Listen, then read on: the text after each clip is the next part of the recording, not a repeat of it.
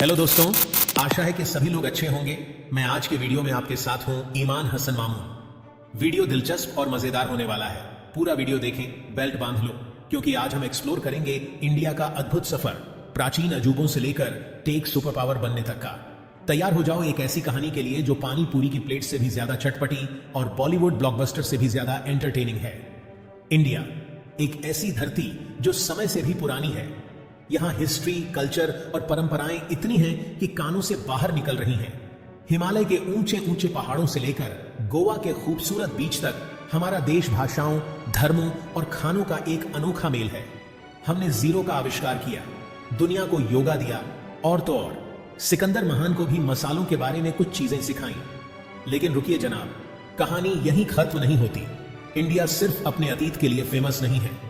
हम भविष्य की तरफ भाग रहे हैं चीते की रफ्तार से, वो भी जब उसे मीठा खाने को मिल गया हो।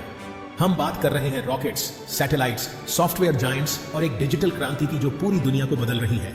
तो तैयार हो जाइए हंसने, सीखने और हैरान होने के लिए, जैसे जैसे हम इंडिया के इस अविश्वसनीय सफर से पर्दा उठाते हैं। चलो थोड़ा पीछे चलते हैं, पुराने जमाने में। उस समय में जब राजा महाराजा हुआ करते थे और मोर महलों के बगीचों में नाचते थे। हम बात कर रहे हैं प्राचीन और मध्यकालीन भारत की। एक ऐसा समय जब अविश्वसनीय आविष्कार हुए, भव्य इमारतें बनी और ऐसी बुद्धिमत्ता फैली जो आज भी हमें प्रेरित करती है। याद है जब पूरी दुनिया को मैथ्स समझ नहीं आता था, तब इंडिया ने कहा मेरी चाय पकने दो और जीरो का आविष्कार कर डाला। जी हां दोस्तों, जीरो जो कि गणित का आधार है, का जन्म हमारे ही देश में हुआ था। और बस इतना ही नहीं, हमने दुनिया को दशमलव प्रणाली, बीजगणित और यहां तक कि पृथ्वी की परिधि की गणना भी आश्चर्यजनक सटीकता के साथ सिखाई।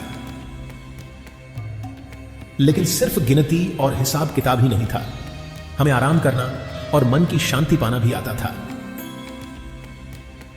योगा मेरे दोस्तों, वो प्राचीन अभ्यास जिसने आज पूरी दुनिया को अपने पीछे घुमा रखा है, हजारों साल पहले इंडिया में ही जन्मा था। और आयुर्वेद को कैसे भूल सकते हैं, जो हमारे पारंपरिक चिकित्सा पद्धति है और आज भी उतनी ही प्रासंगिक है।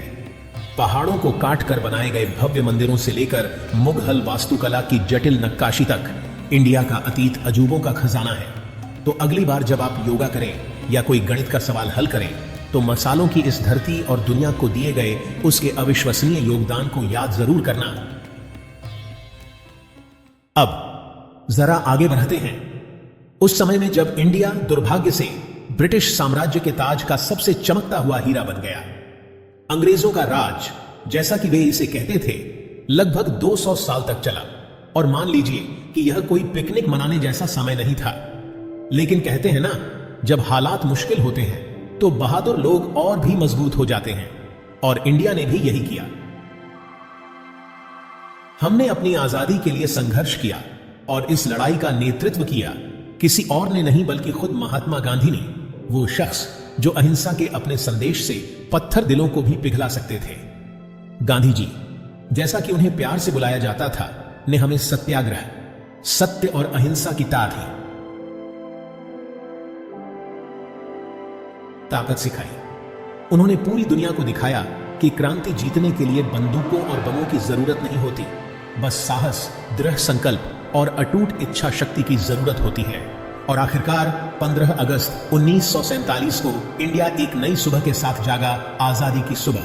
आजादी नई चुनौतियां लेकर आई, लेकिन इंडिया तैयार था। हमने अपनी कमर कस ली और काम पर जुट गए, एक एक ईंट जोड़कर देश का निर्माण करने के लिए, एक एक कोड लिखकर डिजिटल क्रांति लाने के लिए। हमने ध्यान केंद्रित किया रोटी, कपड़ा और मकान पर, हमारे लोगों की बुनियादी जरूरतों पर। लेकिन हम यहीं नहीं रुके, हमारा निशाना था सितारों पर। सचमुच 1975 में हमने अपना पहला उपग्रह आर्यभट्ट अंतरिक्ष में भेजा और दुनिया के चुनिंदा देशों में शामिल हो गए जो अंतरिक्ष में अपनी जगह बना चुके थे। और हमारे अपने भारतीय अंतरिक्ष अनुसंधान संगठन इसरो को कैसे भूल सकते हैं, जिसने अपने किफायती अंतरिक्ष अभियानों से पूरी दुनिया में धूम मचा रखी है। और फिर आया आईटी क्रांति का दौर। इंडिया पूरी दुनिया का बैक ऑफिस बन गया, जहां हमारे टेक जादूगर अपनी कोडिंग से सफलता की सीढ़ियां चढ़ने लगे। बेंगलोर से लेकर हैदराबाद तक टेक हब्स की बाढ़ आ गई।